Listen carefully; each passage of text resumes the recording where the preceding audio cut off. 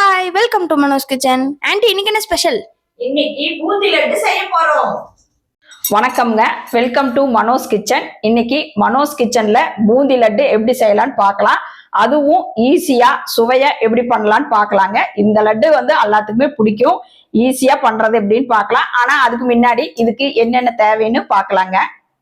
லட்டு செய்ய தேவையான பொருள்கள்: கடல மாவு 1/2 கிலோ, சர்க்கரை 900 கிராம், ஏலக்காய் பொடி 1 ஸ்பூன் எடுத்துருக்கிறேன், மஞ்சள் கலர் நம்ம ஒரு சிட்டி எடுத்துக்கலாம், முந்திரி 50 கிராம், திராட்சை 50 கிராம், ஜாதிக்காய் 1/2 ஸ்பூன், நெய் 50 கிராம், எண்ணெய் பொரிக்கிறதுக்கு தேவையான அளவுங்க.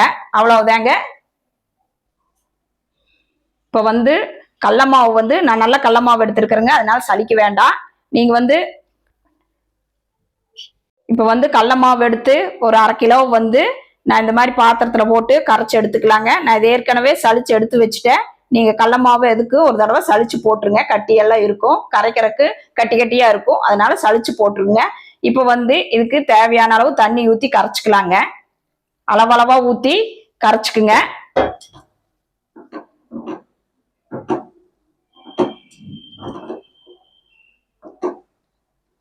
கையில கரைச்சிங்கன்னா நல்லா கட்டியெல்லாம் இல்லாம நல்லா நைஸா கரைச்சி எடுத்துக்கலாங்க.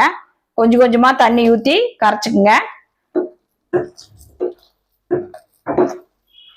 இப்ப கொஞ்சம் கொஞ்சமா தண்ணி ஊத்தி கரைச்சிட்டு பார்க்கலாங்க. இப்ப பாத்தீங்கன்னா கடல மாவை நல்லா தண்ணி ஊத்தி கரைச்சி வச்சுட்டுங்க. இந்த மாதிரி தோசை மாவு அளவுக்கு இந்த மாதிரி கெட்டியா ஒரு அளவுக்கு கரைச்சு வச்சுக்கலாங்க. இதுக்கு அடுத்தது இது கூட கொஞ்சமா நம்ம வேணா கலர் சேர்த்திக்கலாம். நீங்க கலர் வேண்டாட்டி விட்டுறலாங்க. நான் கொஞ்சமா கலர் சேர்த்துறேன், மஞ்சள் கலர் சேர்த்துறேங்க. நீங்க இல்ல வேண்டாட்டி மஞ்சள் தூள் இருக்குதுங்கல்ல, அதுவும் கூட சேர்த்திக்கலாம். இப்போ லைட்டா தான் கலர் சேர்த்தி இருக்கிறேங்க. பாருங்க, கலர் சேர்த்துனோடனே கொஞ்சம் மஞ்சள் கலர் ஆயிடுச்சுங்க. நல்லா கலந்துட்டு அதுக்கு அடுத்தது வடக்கல் வச்சு எண்ணெய் ஊத்தி சூடு பண்ணிக்கலாங்க. பூந்தி பொரிச்சு எடுத்துக்கலாம். அவ்வளவுதாங்க, மாவு ரெடி.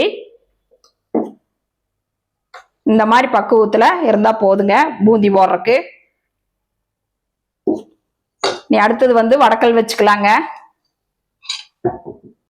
இப்ப அடுப்பத்தை வச்சு வடக்கல் வச்சுடுங்க. இப்ப பூந்தி பொரிக்கிறதுக்கு தேவையான அளவு ரீஃபைண்ட் ஆயில் ஊத்திக்கலாம்.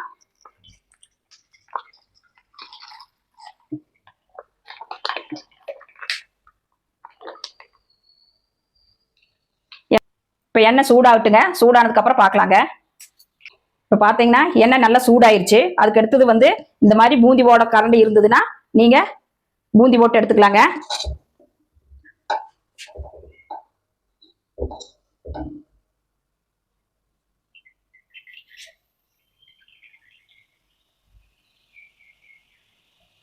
மாவு ஊத்தி இப்படி லேசா தேய்ச்சி விட்டீங்கன்னா அதே கீழே விழுந்துருங்க. ரொம்ப தண்ணியாட்டாம இருக்கக்கூடாதுங்க மாவு. இப்ப பாத்தீங்கன்னா எப்படி இருக்குன்னு பாருங்க. பூந்தி போட்டு ரொம்ப நேரம் விட்டுறாதீங்க, மொறுமொறுன்னு ஆயிரு. ஒரு 3/4 வேக்காடு இருந்ததுன்னா போதுங்க. பாத்தீங்கன்னா பூந்தி எப்படி இருக்குதுன்னு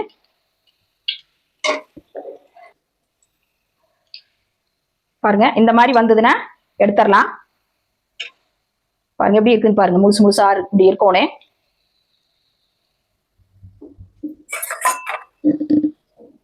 இதெல்லாம் எடுத்துடலாம் பூந்திய.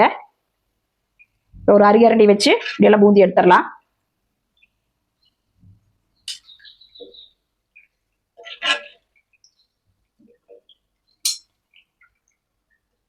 இப்ப பாருங்க எப்படி இருக்குன்னு பாருங்க பூந்தி. இப்படி எடுத்து ஒரு பாத்திரத்துல கொட்டிடலாங்க. இப்ப பாருங்க, எல்லா மாவையுமே இப்படி பூந்தியா போட்டு எடுத்துட்டேன். இப்ப இவ்வளவு பூந்தி ஆயிருக்குது 1/2 கிலோ மாவுக்கு.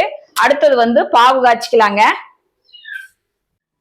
இப்ப மறுபடியும் அடுப்புல பாவு காய்ச்சறதுக்கு பாத்திரம் வச்சுக்கலாங்க. இப்படி அகலமான பாத்திரம் வச்சுக்குங்க. இதுல இப்போ 900 கிராம் சர்க்கரை போடுறேன். நீங்க 1 கிலோ கூட போட்டுக்கலாங்க. இப்ப சர்க்கரை போட்டுட்டு நல்லா சர்க்கரை மட்டம் பண்ணிட்டு இப்ப சர்க்கரை மூழ்கிற அளவுக்கு தண்ணி ஊத்திக்கலாம்.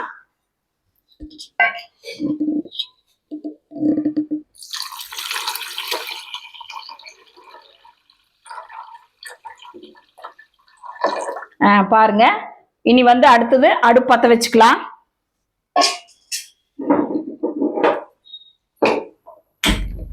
சக்கரை போட்டு தண்ணி ஊத்திட்டு அடுப்பு பற்ற வைங்க.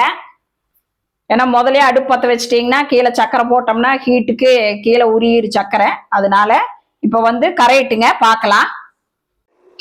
இப்போ சக்கரை போட்டு நல்லா கொதிச்சுட்டு இருக்குதுங்க. இப்போ பார்த்தீங்கன்னா ஒரு கம்பி பாகு வரட்டுங்க பார்க்கலாம். இப்போ பார்த்தீங்கன்னா ஒரு 5 நிமிஷம் ஆச்சு. சக்கரை கரைஞ்சு கொதிச்சுட்டு இருக்குது. இன்னொரு 5 நிமிஷத்துல ஒரு கம்பி பாகு வந்துடும் பார்க்கலாங்க. இப்போ பாருங்க நல்லா கொதிச்சுட்டு இருக்குது. ஒரு கம்பி பாகு வந்துருக்குங்க பார்க்கலாம். இப்படி கரண்டியில் எடுத்து இப்படி தொட்டு பார்த்தீங்கன்னா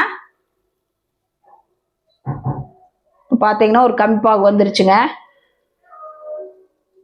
தெரியுதுங்களா? இந்த மாதிரி ஒரு கம்பி பாகு வந்த உடனே நாம வந்து அடுப்பை சிம்மில் வச்சுக்கலாங்க. சிம்மில் வச்சுட்டு இதுக்கு வந்து இந்த பாகு வந்து இப்படியே பூந்தி போட்டு பிடிச்சோம்னா அந்த சக்கரை பாகு வெள்ளையா தெரியுங்க. அதனால இதுக்கு கொஞ்சோண்டு கலர் சேர்த்திக்கலாம். சும்மா ஒரு 2 சொட்டு சேர்த்திக்கலாங்க. அவ்வளோதாங்க. பார்த்தீங்கன்னா இதுவும் நல்ல மஞ்சள் கலர் ஆயிரும். பூந்தி மஞ்சள் கலர்ல இருக்குது. இப்போ அடுப்பை வந்து சிம்மில் வச்சுட்டு அப்படியே பூந்தி எல்லாம் இதுல கொட்டிடலாங்க.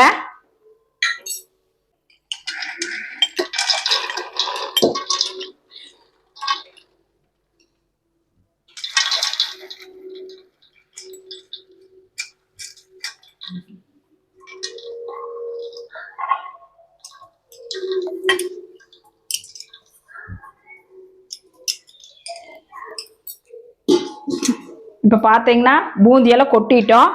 அடுப்பு ஆஃப் பண்ண வேண்டாங்க, சிம்மிலேயே இருக்கட்டும். நல்ல ஒரு கலந்து விட்டுருங்க.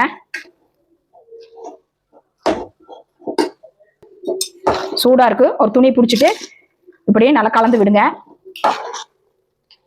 இது ரொம்ப ஈஸி தாங்க. லட்டு பண்றது பக்குவம் வரல, கொல கொலன்னு இருக்குது அந்த மாதிரி எல்லாம் இல்லைங்க. ஒரு கம்பி பாகு வந்த உடனே பூந்தி வந்து வேக வச்சு எடுக்கிற பக்குவம் தான். இந்த 2 கரெக்டா இருந்தா லட்டு நல்லா கரெக்டான பக்குவமா வருங்க. இப்ப பாத்தீங்கன்னா நல்லா கலந்தாச்சு. இப்ப வந்து அடுப்பை ஆஃப் பண்ணிடலாம். அடுப்பை ஆஃப் பண்ணிட்டு இது இறக்கி வச்சுட்டு முந்திரி திராட்சை எல்லாம் தாளிச்சு கொட்டிடலாங்க. இப்ப வடக்கல் வச்சு சூடு பண்ணிட்டு நெய் ஊத்திட்டு முந்திரி திராட்சை வறுத்து போட்டுக்கலாங்க. இப்போ வடக்கல் வச்சு சூடு பண்ணிட்டோம். இப்ப நெய் ஊத்திக்கலாம். நெய் நம்ம தேவையான அளவு ஊத்திக்கலாங்க. முந்திரி திராட்சை வறுக்கிற அளவு ஊத்திக்கலாம். நெய் சூடாகட்டு. அடுப்பை வந்து சிம்மில் வச்சிருங்க. ஏன்னா முந்திரி போட்டோன்னே கருகிரும். இப்போ பார்த்தீங்கன்னா நெய் சூடாயிருச்சு. ஒரு 50 கிராம் முந்திரி சேர்த்திக்கலாங்க.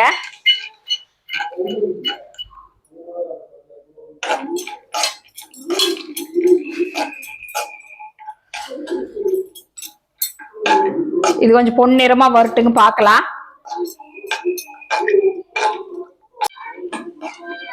இப்ப பாத்தீங்கன்னா முந்திரி போட்டு பொன்னிறமா வணங்கிருச்சு.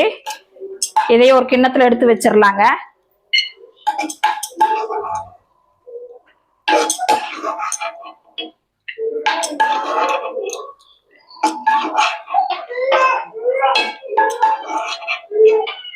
இதுக்கு அடுத்தது வந்து திராட்சை போட்டுக்கலாம்.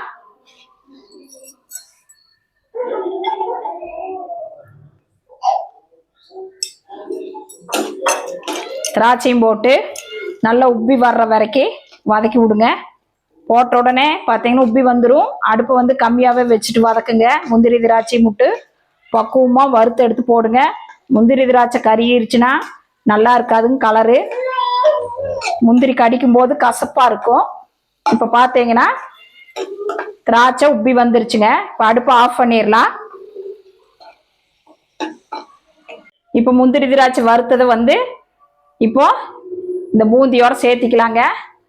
நெய் எல்லாத்தையுமே இதோட ஊத்திடலாம். இப்போ முந்திரி வறுத்து வச்சிருக்கிறோம்ல அதையும் சேர்த்திடலாங்க. அதுக்கு அடுத்தது ஏலக்காய் சேர்த்திக்கலாம்.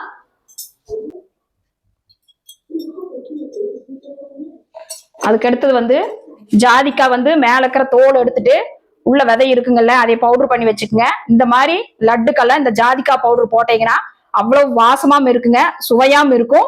இது சேர்த்துனீங்கன்னா லட்டு எவ்வளவு சாப்பிட்டாலும் வயிற்றுக்கெல்லாம் எந்த கெடுதலும் பண்ணாதுங்க. இந்த இந்த பொடி போட்டு நீங்க லட்டு செஞ்சு பாருங்க எவ்வளவு டேஸ்டா இருக்குதுன்னு. இது வந்து ஒரு 1/4 ஸ்பூன் அப்படி சேர்த்து இருக்கிறேங்க, ரொம்ப சேர்த்தக்கூடாது. இந்த ஜாதிக்காய் போட்ட உடனே வாசம் அவ்வளவு வாசம் வருங்க. இது எல்லாம் போட்டு நல்லா கலந்து விட்டு மூடி வச்சிடலாங்க.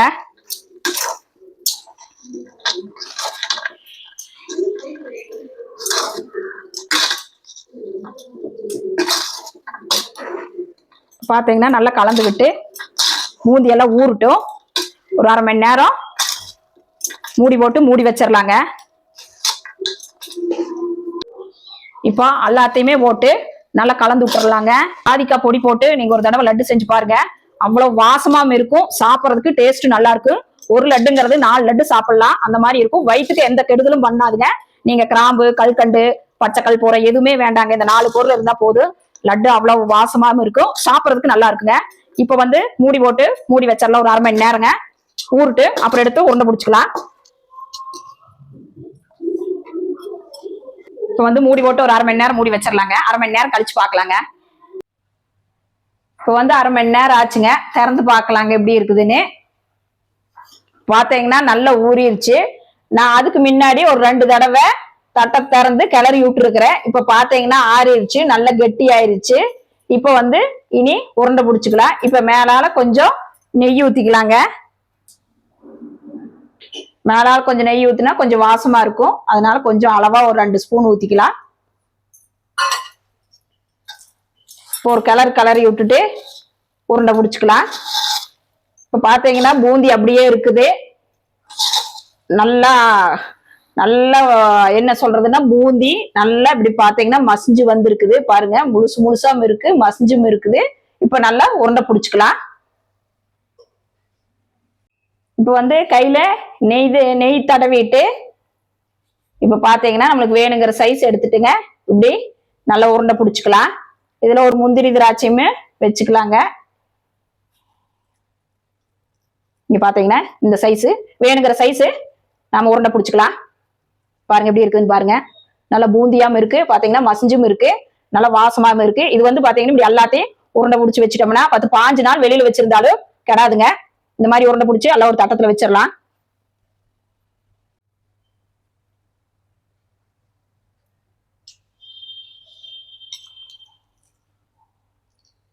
இப்ப மறுபடியும்ங்க அடுத்த உருண்டை பிடிச்சிக்கலாம். ஒரு முந்திரி திராட்சை எடுத்து வச்சு அப்படியே உருண்டை பண்ணீங்கன்னா அழகா வரும் பாருங்க. இப்ப கொலன்னு இல்ல, நல்லா வெந்து நல்லா கலந்து நல்லா இருக்குது பாருங்க. இப்ப உருண்டை பிடிக்கிறதுக்கு கரெக்டா பக்குவமா இருக்குது பாருங்க. பாருங்க எப்படி இருக்குன்னு பாருங்க லட்டு. இந்த மாதிரி எல்லா உருண்டையுமே பிடிச்சிட்டு பாக்கலாங்க.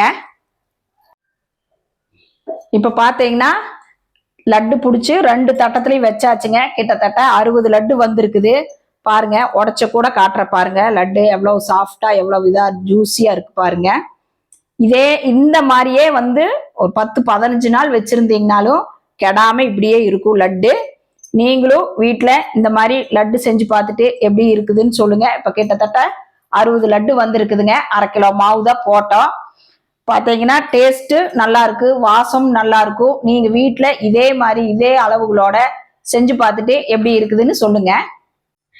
லட்டு செய்யறது எப்படி பாத்தீங்க. இப்ப லட்டு வந்து கிட்டத்தட்ட 60 லட்டு வந்திருக்குது, உடைச்சு காட்டுனேன். இதே மாதிரி நீங்களும் உங்க வீட்டுல லட்டு செஞ்சு பார்த்துட்டு எப்படி இருக்குன்னு சொல்லுங்க. நான் வந்து வீட்டுல அடிக்கடி லட்டு செய்யும் போது இந்த லட்டுக்கு பேர் வந்து சோட்டா பீம் லட்டு தான் சொல்லுவோம். ஏன்னா குழந்தைகளுக்கு அந்த அளவுக்கு பிடிக்குங்க. லட்டு செய்யும் போதே வந்து ஒவ்வொரு உருண்டை எடுத்து வாயில போட்டு போயிடுவாங்க, அந்த அளவுக்கு டேஸ்டாவும் இருக்கும், மனமாவும் இருக்குங்க. இந்த லட்டுக்கு பேரு வந்து பூந்தி லட்டுன்னு எங்க வீட்டுல சொல்ல மாட்டோம், சோட்டா பீம் லட்டு தான். இந்த சோட்டா பீம் லட்டை வந்து நீங்களும் உங்க வீட்டுல செஞ்சு பார்த்துட்டு எப்படி இருக்குதுன்னு ஃபீட்பேக் கொடுங்க, இல்லைன்னா ஃபோன் பண்ணி சொல்லுங்க. நாங்க வீட்லயே சுத்தமான முறைப்படி வந்து ஸ்வீட்டு, ஸ்நாக்ஸ் அந்த மாதிரி எல்லாம் செஞ்சு தர்றோம். கொரியர் மூலமாவும் அனுப்புறோம். பவுடர் ஐட்டங்களும் பண்ணி தரேங்க. என் பேர் வந்து மனோன்மணி, கவண்டம்பாளையம், கோயம்புத்தூர். Phone number 9952809354. நன்றி, வணக்கம்.